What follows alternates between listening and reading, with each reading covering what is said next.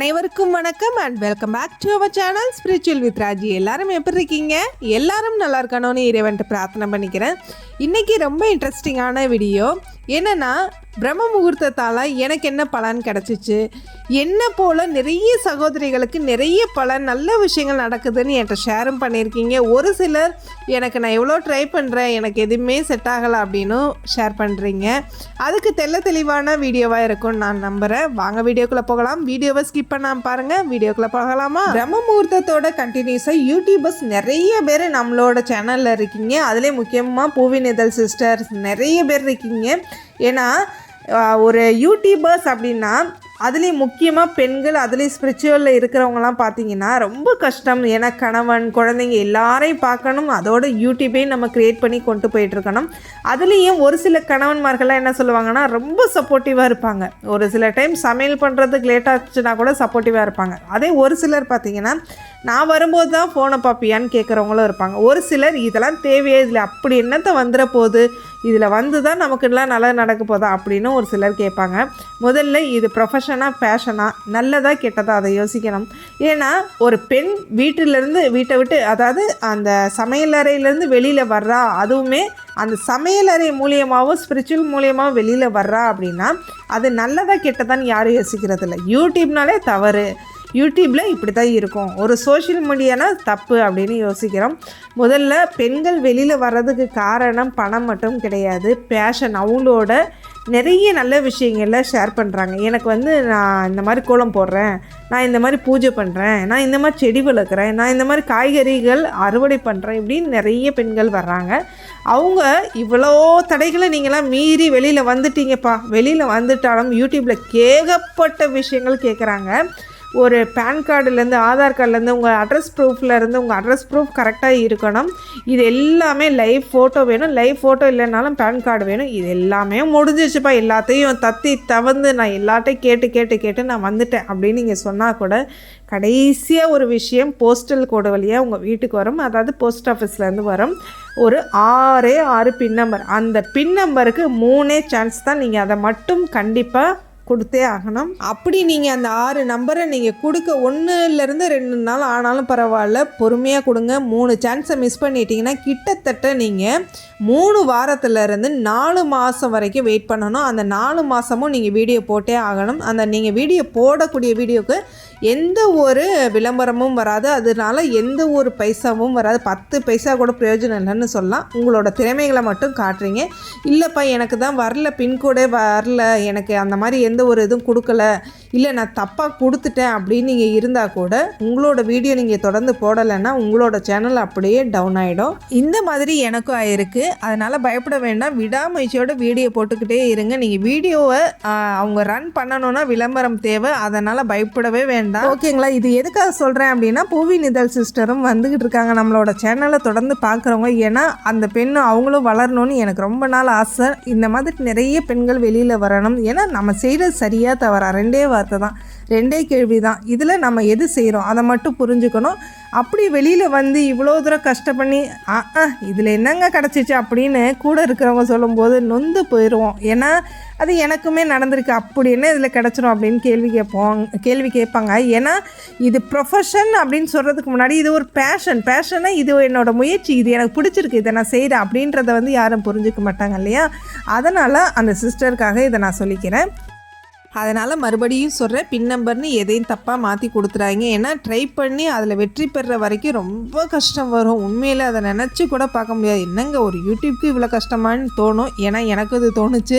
ஏன்னா இதுக்குள்ளே வந்ததுக்கப்புறம் அதுவும் ஸ்பிரிச்சுவல்னு இறங்குறோம் இல்லையா, ஒவ்வொரு பொருளையுமே காட்டுறதுக்கு முன்னாடி எவ்வளோ கஷ்டம் தெரியுமா? அதுலேயும் முகம் காட்டாமல் காட்டும்போது இன்னமுமே கொஞ்சம் கஷ்டம் இருக்கத்தான் செய்யுது. ஏன்னா ஒரு விளக்கு காட்டுறோம் அப்படின்னா அதை திருப்பி சுத்தம் பண்ணணும். இப்போல்லாம் நான் பார்த்தீங்கன்னா வாரத்தில் வியாழக்கிழமை நம்ம சுத்தம் பண்ணுறோன்னா அதோடய நான் காட்ட மாட்டேன். ஏன்னா ஒரு வீடியோ அதுக்குன்னு இப்போ ஒரு தாயாருக்கு காட்டுறேன்னா அப்போ திருப்பி சுத்தம் பண்ணி காட்டுவேன். ஏன் அப்படின்னா அகண்ட தீபம் நம்ம வீட்டில் எரியறனால ஒரே தான் எரியும். அது அப்படியே ஹீட் ஆக ஆக அந்த விளக்கு வந்து சுற்றி ஹீட் ஆகும்போது என்ன ஆகுதுன்னா அந்த இடத்துல மட்டும் கொஞ்சம் கருமை நிறம் படியும். அதனால் நான் என்ன பண்ணுறேன்னா திருப்பி விளக்கிட்டு தான் காட்டுவேன். இதனால் இந்த ஸ்பிரிச்சுவல் அப்படின்னு நடக்கும்போது ரொம்பவே கஷ்டம் தான். ஏன்னா இப்படி வந்து ஸ்பிரிச்சுவலில் வந்து நிறைய சகோதரிகளுக்காக நான் சொல்லிக்கிறேன், நார்மலாக பிகினர்ஸ்க்கும் சொல்லிக்கிறேன். தயவு செஞ்சு பின் நம்பர் கடைசியாக கேட்பாங்க, அதை மட்டும் தவறாமல் கொடுத்துருங்க.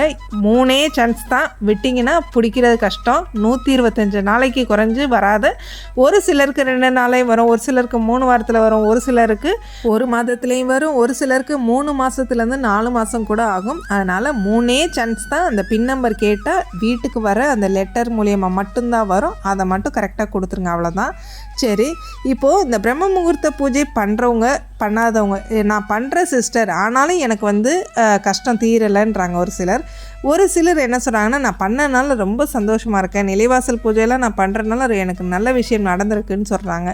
ஏன் சிஸ்டர் எனக்கு மட்டும் இப்படி இருக்குது அப்படின்னு. இன்னைக்கு கூட ஒரு சிஸ்டர் என்ன சொன்னாங்கன்னா, அவங்களோட நகையை வந்து அடமானம் வச்சுருக்காங்க, திருப்பவே முடியல, பல வருஷங்களாக ஆகியுமே என்னால் வந்து திருப்ப முடியல அப்படின்ற மாதிரி சொல்லியிருக்கீங்க. இதுக்கு பரிகாரம் சொல்லுங்கன்னு சொல்லியிருக்கீங்க. பரிகாரம்னு எதுவும் இல்லை சிஸ்டர். இப்போ நம்ம ஒருத்தவங்ககிட்ட போய் கேட்குறோன்னு வைங்களேன், ஒரு ஜோசியர்கிட்ட போகிறோன்னா அது வேணும், இது வேணும், அது வேணும், இது செய்யுங்க, அது செய்யுங்கன்பாங்க. ஏன்னா அவங்களோட சஜஷன், நம்ம அவங்களுக்கு குறை சொல்ல முடியாது. அதே வந்து பக்கத்து வீட்டுக்காரங்கள்ட்ட சொல்கிறோன்னா அவங்க ஒரு சஜஷன் சொல்லுவாங்க. இப்படி ஒவ்வொருத்தர் அவங்களுக்கு தெரிஞ்ச விஷயங்களை சொல்லிக்கிட்டே போவாங்களே தவிர உங்களுக்கான சரியான விஷயத்தை யாருமே சொல்ல முடியாது.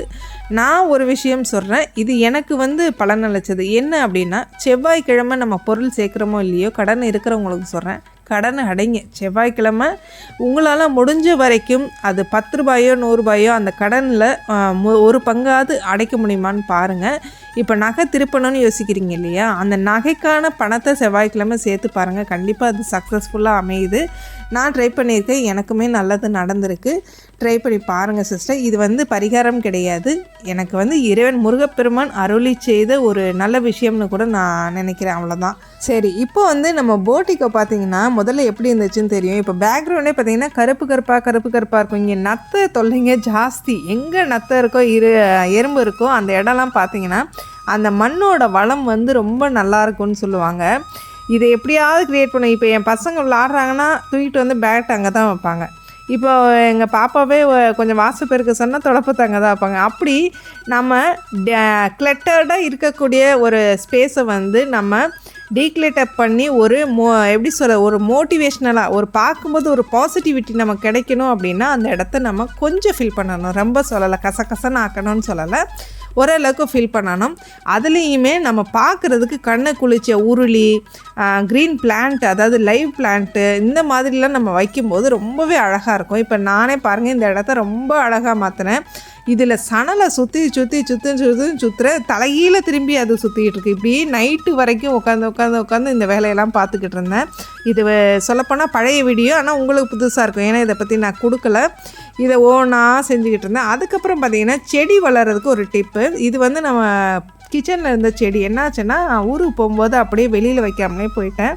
அது பார்த்திங்கன்னா அப்படியே இலவெல்லாம் வந்து கொஞ்சம் சுருங்க ஆரம்பிச்சிருச்சு. அதனால் தூக்கி வெளியிலே வச்சுருவோன்னு வெளியில் வச்சாச்சு. ஏன்னா வெளியில் வச்சா க்ரோத்துமே செம்மையாக இருக்கும்.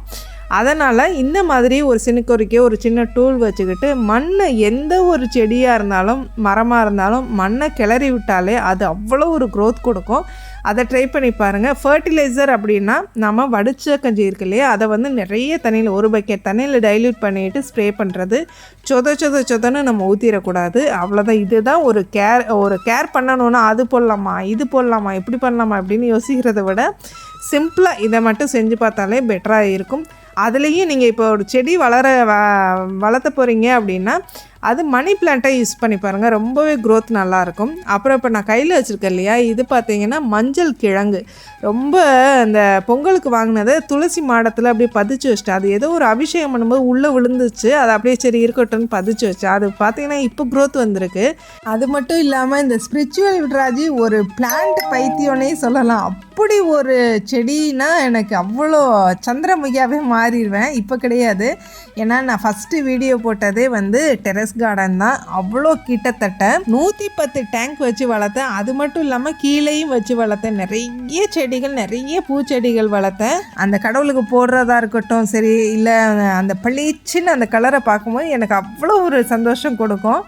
அவ்வளோ பூ வெரைட்டி. இந்த எப்படி சொல்கிறது, நம்ம தமிழ்நாட்டில் ஒரு சில பூ கிடைக்காதுன்னு சொல்லுவோம் இல்லையா, அப்படி ஒரு பூவெல்லாம் வந்து சர்ச் பண்ண கடைசியில் பார்த்தா தமிழ்நாட்டிலே நிறைய இடத்துல அது கிடச்சிச்சு. ஒரு சில இடத்துல அந்த மாதிரி கிடைக்கும் போது அதெல்லாம் வாங்கி வாங்கி வாங்கி எதெல்லாம் எப்படி இருக்கும், ஏன்னா அதையும் சர்ச் பண்ணுவேன்.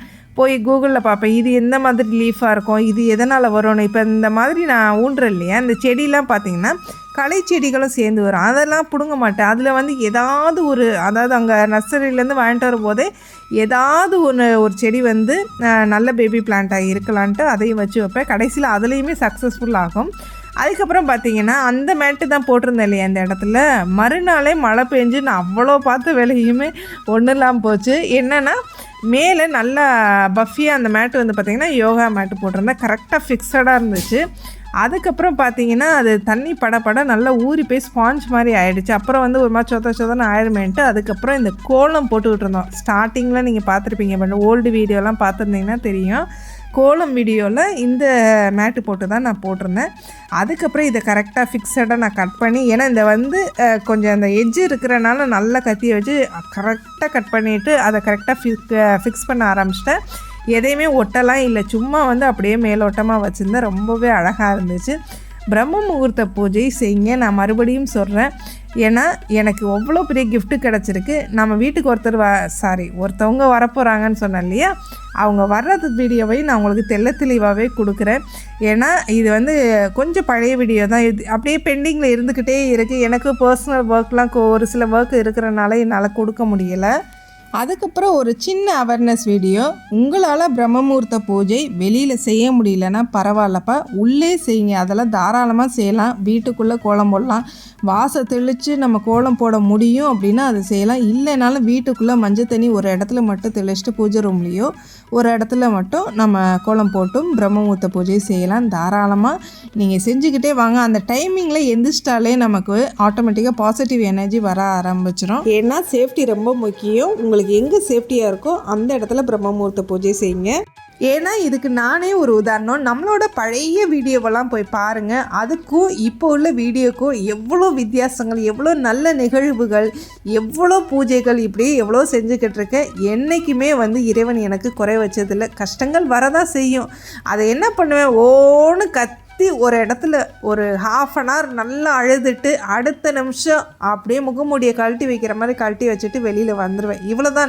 இவ்வளோதான் கஷ்டம். பெருசாக நினச்சா பெரிய கஷ்டம், சின்னதாக நினச்சா சின்ன கஷ்டம். ஸோ நம்மளோட கஷ்டத்தை நல்லா ஓன்னு கத்தி அழுதுட்டு அதை கழட்டி வச்சுட்டு வெளியில் வந்துடுங்க. ஏன்னா சந்தோஷங்களும் நிம்மதிகளும் காத்துக்கிட்டு இருக்கு. அதுக்கப்புறம் ஒரு சிஸ்டர், உங்கள் குழந்தைய பற்றி சொல்லணும். நீங்கள் அது ரொம்ப ஒரு சென்சிட்டிவான ஒரு விஷயம். அதை நான் தனியாக அடுத்த பதிவில் சொல்கிறேன் சிஸ்டர். ஏன்னா அது முழுக்க உங்களோட பதிவாக இருக்கும்னு நினைக்கிறேன். அவ்வளோதான், வீடியோ எண்டுக்கு வந்துட்டோம். இந்த வீடியோ உங்களுக்கு பிடிச்சிருந்தா மறக்காமல் ஷேர் பண்ணுங்கள், சப்ஸ்கிரைப் பண்ணுங்கள், கமெண்ட் பண்ணுங்கள். நீங்கள் பண்ணுற ஒவ்வொரு கமெண்ட்டும் லைக்கும் எனக்கு வேல்யூபிளான சப்போர்ட்டாக இருக்கும்னு நினைக்கிறேன். தேங்க்யூ ஃபார் வாட்சிங்.